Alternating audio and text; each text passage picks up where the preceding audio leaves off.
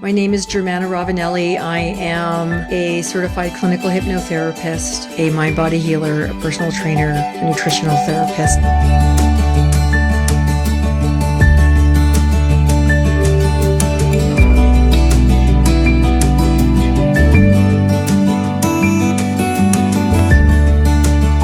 I was taught that health is harmonizing the body, the mind, and the spirit. Hello, my name is Germana Ravanelli. I come to you from Nanaimo, BC. I am a multifaceted helper healer. I am a personal trainer, a hypnotherapist, a nutritional therapist, and I teach people basically how to prevent suffering and reduce the suffering of being a human being. This video series are about anti-aging secrets for people 40 and beyond, and you can adopt these when you're younger as well and when you're older as well. Many people kind of end up with these ideas that we lose our value as we get older. You can't stop it, you can't have any impact on that, which is absolutely, they're myths. So the things that I'm going to share with you today are how to really create and build your own fountain of youth. One of the most important things to understand as we age is that these little habits can actually give you 20 better years as you move into, from 40 to 50, 50 to 60, and you really see it from the 50 to 60 and the 60 to 70 timelines. Most of us think, oh my God, I'm going to be hunched over and all of that. And that's just simply not true today. And with these technologies that we have, the internet, there's so much information, and my intention is to give tools that I have seen work beautifully for me and my clients and can actually help you live a better life. And I think that's what it's all about. The number one secret is strength training, and a lot of people don't understand the significance of strength training. When we do strength training and we challenge the tissue and we actually make it weaker, then the body goes, oh, I need this tissue. Oh, I'm going to repair this tissue. And so strength training will keep your physical muscle on your body for decades longer. If you do not do strength training, what happens is there's an old story. If you don't use it, you lose it. Your body goes, we don't need this tissue. If you do a fair amount of dieting and a lot of cardio, your body will consume your muscle and you might get thinner, but you'll actually become fatter. If you look at 5 pounds of muscle and 5 pounds of fat, the 5 pounds of muscle is like very small. 5 pounds of fat, you can put 4 pounds of fat in a 4-liter jug of milk. That's a huge difference. So strength training tells your body, I need this tissue, I'm going to keep this tissue, and it actually gives you nice shape. It allows you to move better. It allows you to prevent injury. It also allows you to be resilient. If you get sick, your body will heal quicker. There's something called sarcopenia that does happen as we age, and sarcopenia is, it's called the frail trail. We lose our bone and our muscle and our connective tissue, and you'll see people that are quite, they're older and they're really frail, and they kind of end up looking like a candle. And eventually, I call it the sandcastle effect. Eventually they start to decline and then they get wiped out. They usually fall. And they break a hip, they break a pelvis, they get a concussion, and their ability to recover is diminished because their body is not in this repair and renew state. When you do a lot of strength training, and 2 to 3 times a week is all that you need, 30 to 40 minutes will absolutely stop the aging clock significantly for you. When you get into that repair and renew state, then your body does that normally, and it actually keeps you physiologically healthier, fitter, younger, provided you're getting enough sleep and enough of the good nutrients. So we want to keep that lean muscle mass. It is the organ of longevity, and I think that is the number one most potent thing that anybody can do. And that's not super ridiculously over the top training. That's training where you're doing 8 to 10 reps to 12 reps and you're tired. And then you stop, and then you do a different muscle group, and then you go back and forth, and you do like 3 to 4 sets. And you want to hit your big muscles, your legs, your back, your tummy, your shoulders. your chest. But if you do a lot of sitting work and you're like this a lot, you don't do chest training, you do the back training to bring the body back into neutral, and you train your legs independently of one another. So you do one leg 10 reps, one leg 10 reps, so that you balance out how stable and functional they are. A lot of people get on the machines and they're doing both legs all the time, and what happens is your weaker leg will stay weaker if you do that, versus if you split it and you do like a one-legged lunge. And I like using the corner of a room for the back and the hips, so they have that guide. So strength training is the number one secret, and I'm sharing that with you. And again, what comes with that, obviously, is we have to fuel our body to recover. So protein is, they're amino acids, and your body is trillions and trillions of cells. So we break down and renew our cell tissue in significant, I don't even know how many trillions of cells a day. But if you're breaking down your tissue with strength training, or even thinking and stress and not getting enough sleep and all of that, you need to flood your system in amino acids, meaning protein. And protein ideally comes from an animal. There's lots of different ways you can do it.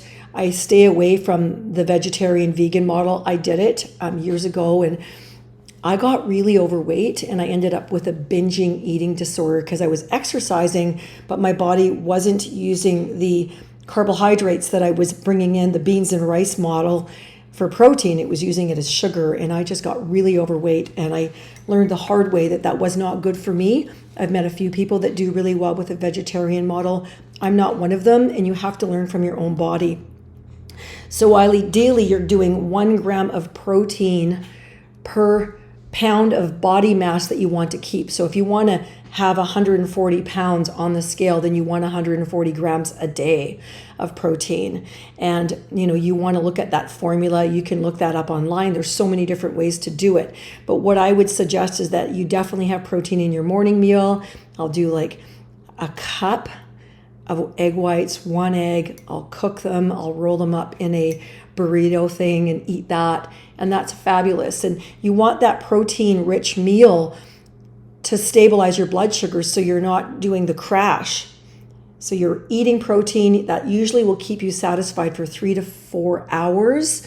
And then you're looking at what's next. Something behind that could be, a cup of organic yogurt with 2 scoops of protein powder with some berries. Yeah, that works. And it's easy and it's not expensive, and you can bring it with you to work.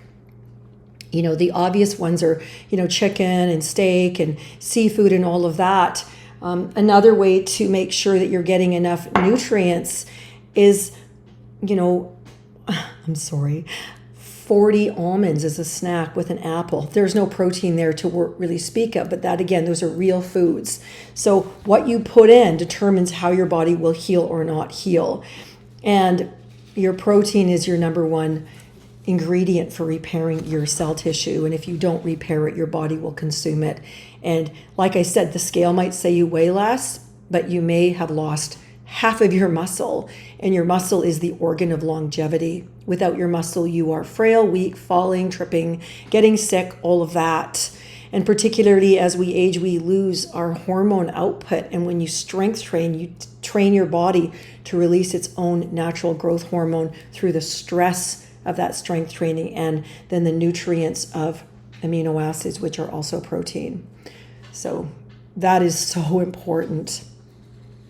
And after 40, our hormones, usually even before that, start to go down, because nature has designed the hormones to make us procreate. So we have babies, so more people are here.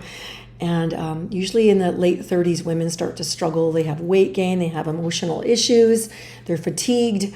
They're doing all of these stimulants or whatever to try to keep their body running. And I'm not going to say that that's fun, and I'm not going to say that that's, it's part of our life experience. It happens to men too, so we all get beat up with it. And what I would recommend, and I'm not a doctor, but I am someone who has done a lot of things that have really worked, is I went to a naturopath and I got bioidentical hormones, and I really didn't care how much money it cost me, because the quality of my life matters way more to me than a few $100. And my health is how I earn my living. So If you're a woman and you're having hot flashes, or you're fatigued, or you've got abdominal fat, or you're stuck just not feeling well, not sleeping well, cranky, and if you have medical coverage, go to a naturopath. If you don't and you can afford it, go to a naturopath, ask to have your hormones tested, and that is worth everything. I started that, I think, in my late 40s, and I'm a lot older than that, and I think that what had happened for me was I actually started to feel sane. I could think straight, I could relax, and I could sleep, and I also was able to manage my emotions. Because hormones are signaling molecules. They tell your body to do something. And when they're not there, we actually start to die. Biochemically, the brain, when we lose estrogen, parts of the brain atrophy, which means it shrinks. And once that happens, you don't get that back. It's gone.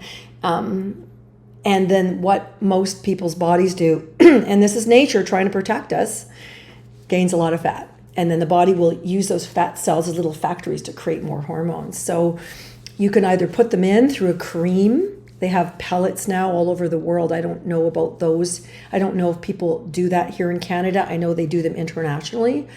Or you can do creams and pills, and they do work. And then the next anti-aging elixir is sleep. And again, I think this one is where a lot of people suffer. I have discovered that when I sleep well and I get enough rest, I'm wonderful. And if I don't, I'm cranky and I can't think straight, and my mind then gets in the way of the quality of my life. So the mind is a beautiful piece of equipment that we have, and we are not our mind and we are not our thoughts. But if we're rested and we're calm, then obviously we're going to have a better quality of life.